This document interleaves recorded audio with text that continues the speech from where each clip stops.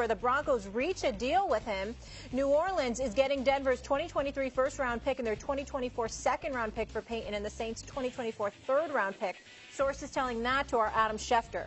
Now, the Broncos gave up a total of 3 first-round picks for Russell Wilson, and now their new head coach, with 2 of them coming in this April's draft. On top of the first-round picks, Denver also traded away 4 picks in the 2nd through the 5th rounds, bringing the grand total to 7 total picks in return for their new head coach.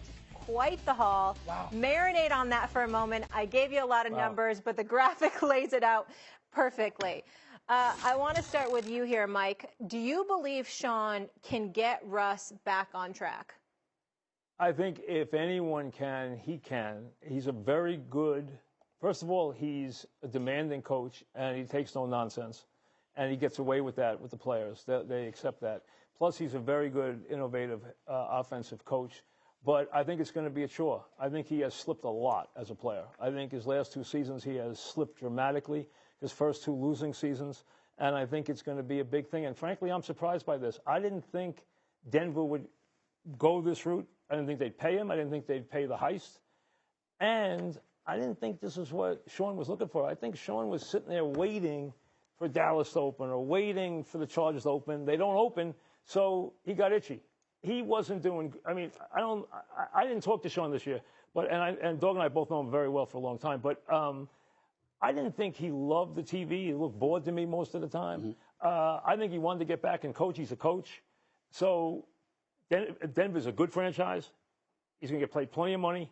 He's got a great fan base. He's got a Super Bowl winning quarterback. So there's some positives there. But I think there's a lot of work to be done, and I think it's. I don't think he really was his perfect place. I agree with you.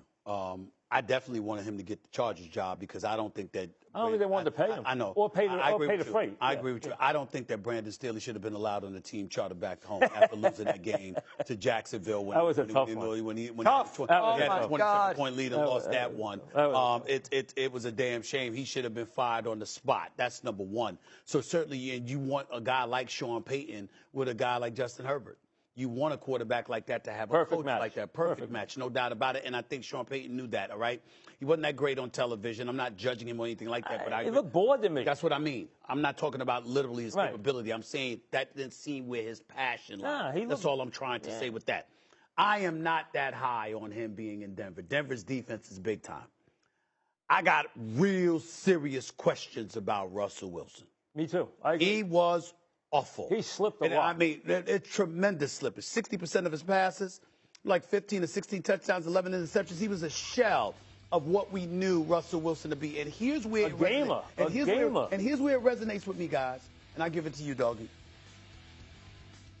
We had wondered, even though we had given him his just due, there were people in NFL circles who wondered about Pete Carroll protecting him. Right.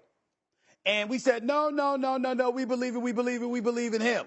And then he leaves Pete Carroll and goes to Denver. And you see the way Geno Smith looked this year under Pete Carroll? He looked better than Russell Wilson looked this year. That surprised the heck out of me. And I'm shocked by that. Yeah, I was. And so I just don't know. Now, Sean Payton, if anybody can resurrect him, Sean Payton can.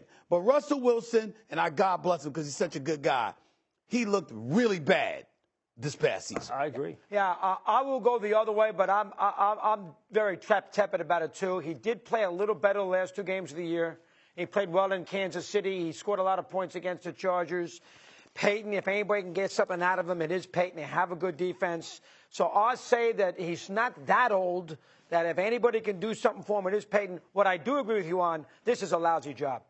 I mean, this is not a good job. I mean, they have no draft picks.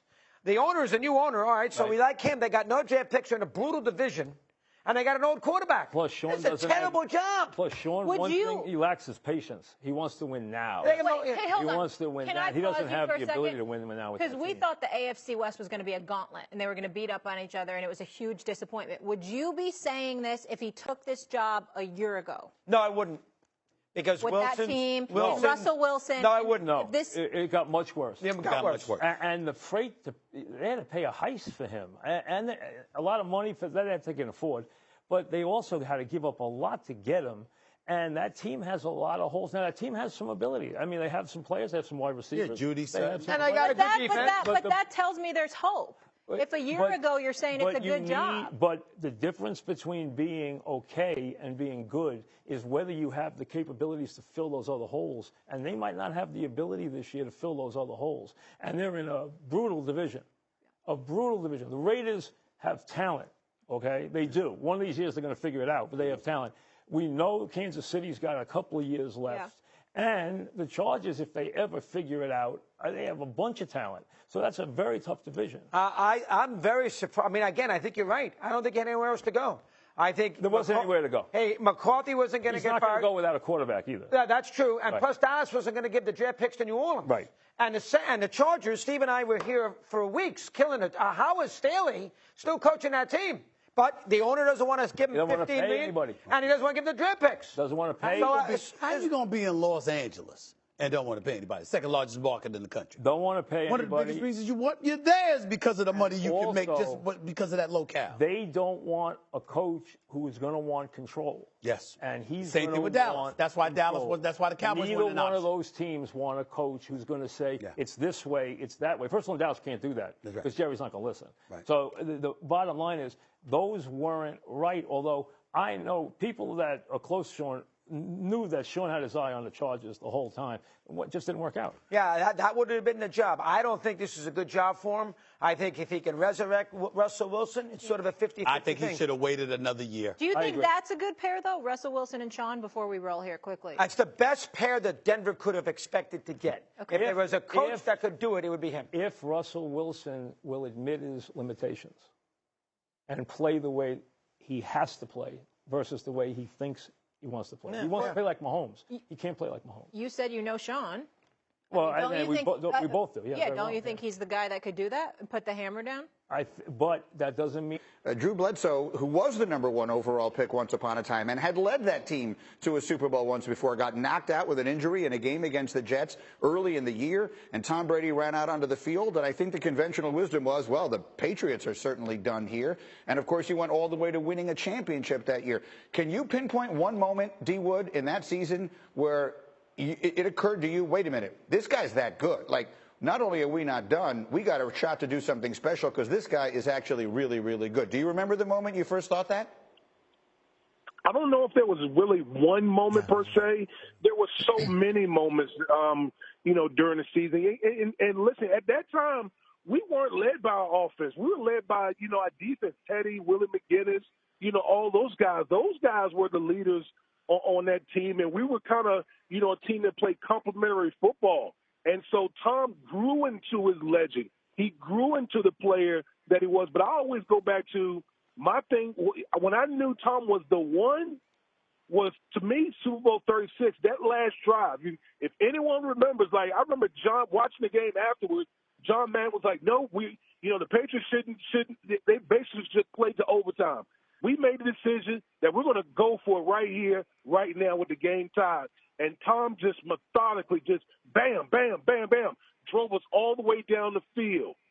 Okay, and Adam Vinatieri ultimately kicked the game-winning field goal. And when that confetti was coming down, I looked at Tom like, yeah, he's the guy. He's the one. Like, he's the new anointed one that we're going to have in our league. I like the smile on Teddy's face as you're hearing that story, Teddy. What are you thinking? Man, all Brady did on that drive was hit J.R. Redmond on a couple checkdowns, Jermaine Wiggins on a short little pass, and then Troy Brown. What Woody's telling is right. It's exactly right what he's saying and how he developed into it.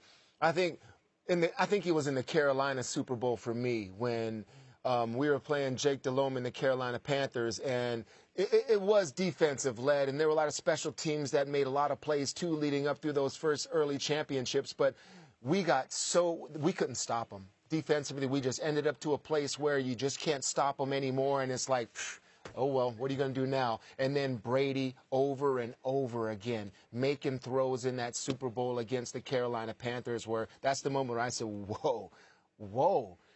We are onto something here, and this guy can be great. So it was the second Super Bowl for me that really, the first one was, that was almost like that was destiny winning that one in 2001. But then Brady started to turn into Brady, Carolina, Philadelphia, and then I think, boom, it was sort of solidified the 07 season when he threw 50 touchdown passes. Yeah, that's exactly right. Those teams transitioned from being defense-led teams to being the high-scoring offense and everything else. But people forget those 3 Super Bowls. They were all incredibly close games. Yeah. Vinatieri making game-winning field goals. And it's one play here or there, and Brady found a way to win them all. D. Wood, thank you. The Patriots actually have responded today. I'm told that